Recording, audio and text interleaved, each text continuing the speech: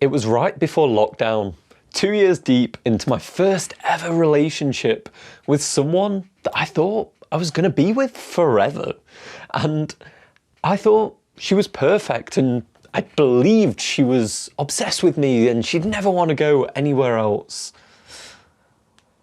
But little did I know, the universe had other ideas, and just on the eve of lockdown, she broke up with me, and I was devastated. I was absolutely gutted and broken. And looking back now, I think that was one of the most pivotal points in my entire life, because that changed the trajectory of generally everything that went on for me, of the person that I became, what I chose to do with my life, the people that I hang around with, can almost all get traced back to this moment. And that has led me to this belief that for men, heartbreak is almost necessary. Because when I look at that other timeline of the person that I'd become, he's useless. He would have been awful. I would have stayed in such a miserable job that I never really wanted to work. I'd have disconnected from the friends that meant the most to me. And I'd have never gone on the journey and the arc of everything. I'd have never lived abroad. I would have never learnt the importance of being able to literally speak the truth, which was a huge problem I had with back then. And now I owe so much to Jordan Peterson for that, because it would have been a different life where I felt like I truly had to hide. And it all can get traced back to this one single point. And for that, I'm actually grateful. But if you ask the person that was in that moment, he certainly wasn't grateful. He was absolutely gutted. He thought he'd missed out on the person he was meant to be with, and she didn't want to have anything to do with him. Like, she had no interest in that. Truly, like, it devastated me. And on top of that, the fact that we weren't allowed outside of the house, I'm not going to lie, that did kind of compound the feelings of isolation. It's one thing to suffer your first ever breakup, double that down with, oh wait, I cannot meet anyone else at all because we've now all been locked in our houses. That was real rough. But in that time, I chose to do a few things that I think helped this be such a positive, pivotal point. So I'm going to just kind of run through for anyone out there that is in that position of suffering that breakup and thinking that the world has ended. Because in essence, maybe it has. There is a world inside you. There is a person that I was, and he died. That relationship, like, it crumbled and fell on top of him and crushed him. And there is a lot of timelines where maybe that had been the case for a very long time, because it took me a long time to get over this. But there are certain things I did that really do make me feel like it was one of the most pivotal and beneficial points, and this could be for you, but it comes down to what you do with it. For me, the most important thing outside when you break up,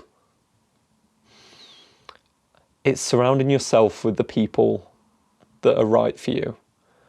Because one of the most difficult things that people have, especially myself, when I broke up, I'd done the stupid thing of maybe sacrificing a lot of my friendships to spend more time with the girl, and really just devoted my entire life to being centered around her.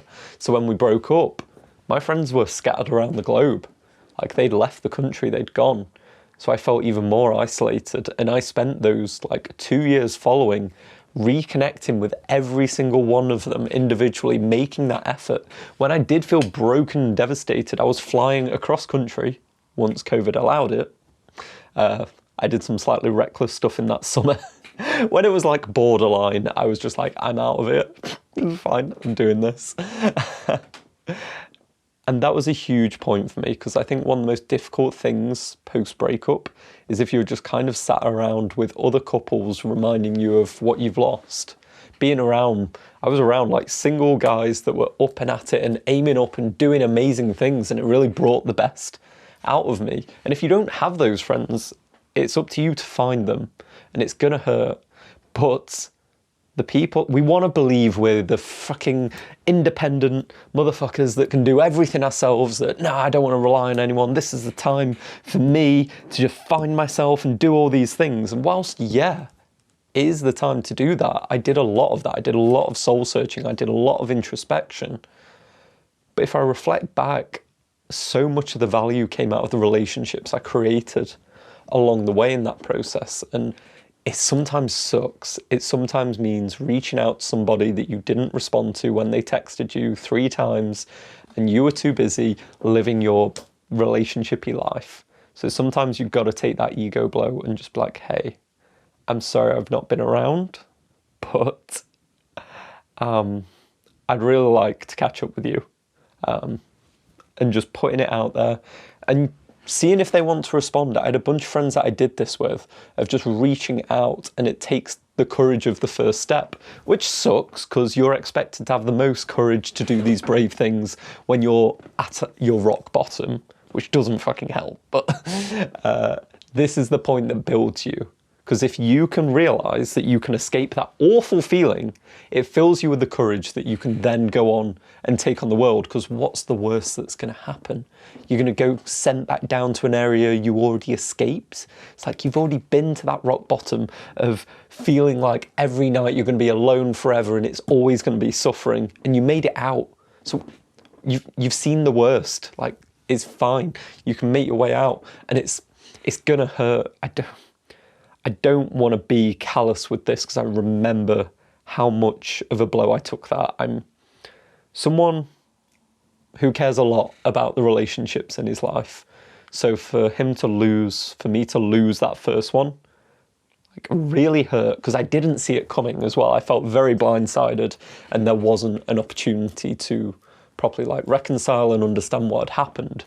So for me, understanding what happened was a huge part of it, and all cards on the table. I actually went to counselling for the first, after thinking that mental health was like mumbo jumbo nonsense.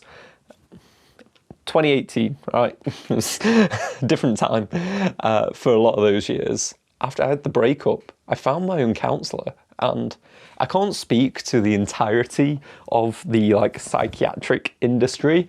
I think they get a pretty bad rep at this point, and I don't know if that's fairly or unfairly, but if you look online, they don't get a lot of good reviews.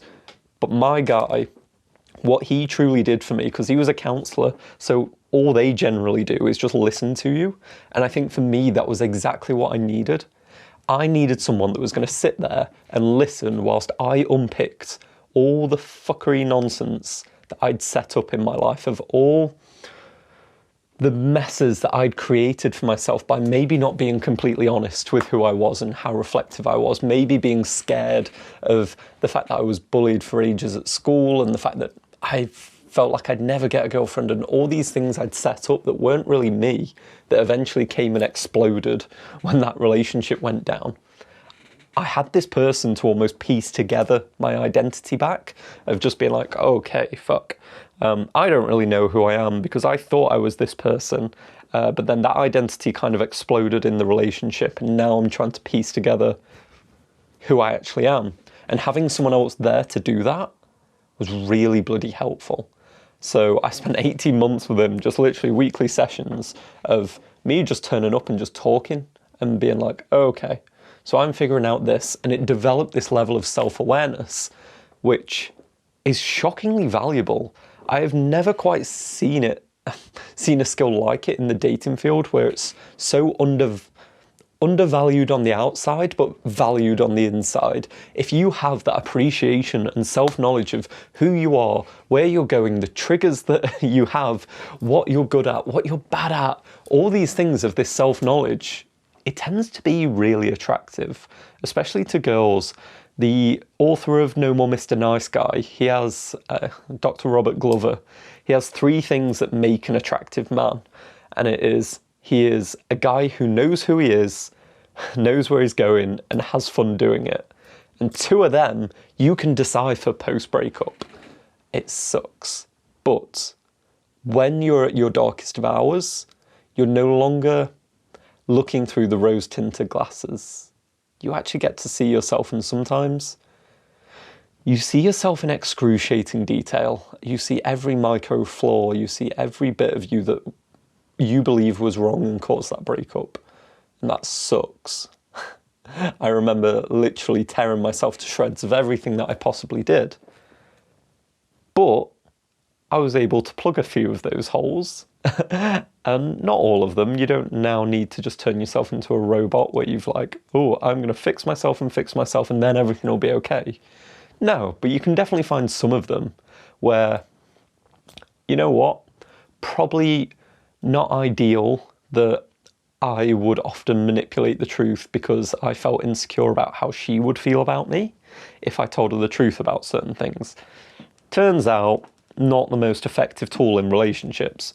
So I learned I probably shouldn't do that, should develop some level of self-respect, should learn to say no, should work on my neediness and my jealousy.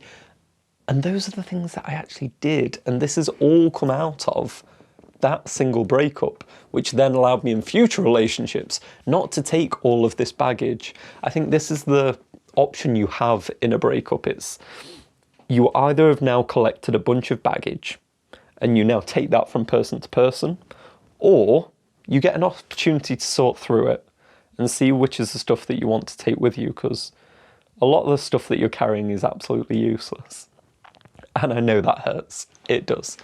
But if you're still in that devastated place of thinking, I've lost out on the person I was meant to be with, they weren't yours to be with. They weren't your person. They weren't the one for you. And that's because they left. If they were the right fit for you, they would have stayed. And you deserve someone that's actually interested in you. Like, I cannot overstate the importance of, I love this term, it's from Mark Manson's Models, and it's the idea that he will only go for girls and stay in relationships with girls where it's fuck yes or no.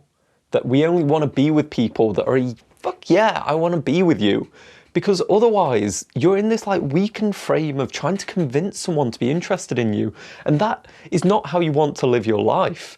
Realistically, there are people out there that would be so happy to be with you.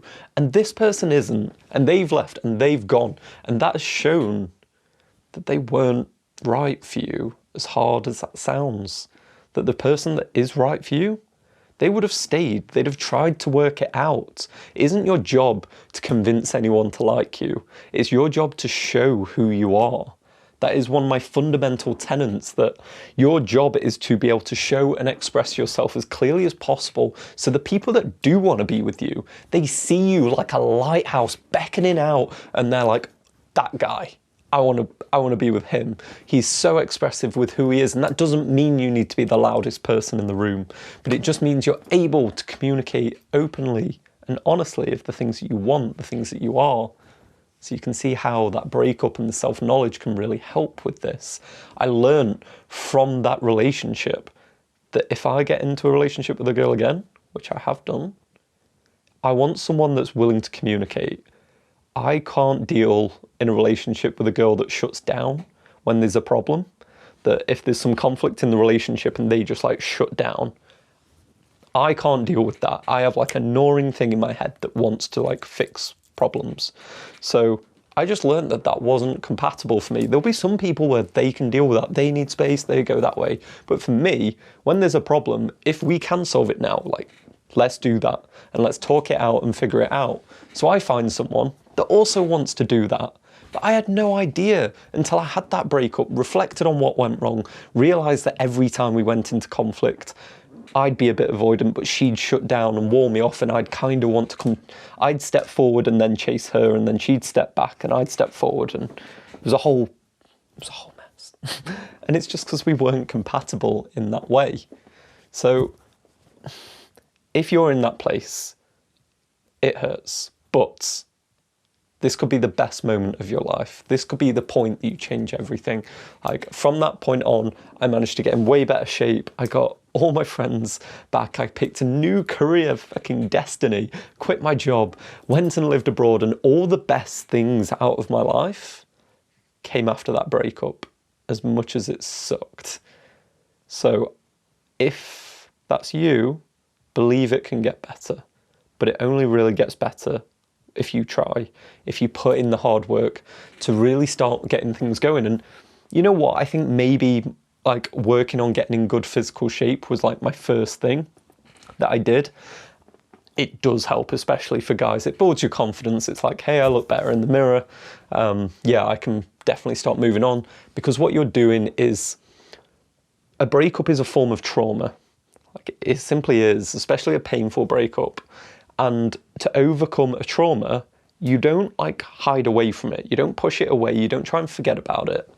The way to overcome a trauma, because it operates like a on a spinning disc, where it's like it keeps skipping, it keeps hitting this beat, and it just keeps skipping. You have to incorporate it into your life. It has to become a part of you rather than something that you've sent off and ejected into the wasteland. It's like, it's a part of you, and you build it, and it's like, hey, because of this, I now do this. Like, you see that with a bunch of people that have like suffered a major injury in their life, and then they go around talking to kids at schools and helping them and doing things, and it's like, oh, because I've suffered this major injury, it now allows me to do this thing that I love, and it justifies this trauma, essentially. So one of the best ways over the trauma of a breakup is to be like, oh, cool, so this breakup happened, absolutely devastated me, but if it weren't for this, X, Y, Z, Z, like, all these things wouldn't have happened. And it makes you so much more chill with it. And as I say, the first one I think was fitness. So I'm quite lazy as a person as well. And if you are wanting to get in shape, you don't know how, and you're also not wanting to put that much effort in, you know what? You're like me. And I designed a video that had all the things that I did actually in that period of how I got in shape whilst being a super lazy dude who was also kind of heartbroken. So if you're wanting to take your first step to help overcome that breakup, starting to feel like you're building someone new, then I recommend like take a look at this video and start to build out your physical shape, because being able to look in the mirror and see that you're someone that's building to something more, you found some meaning out of this breakup, it will truly start to help.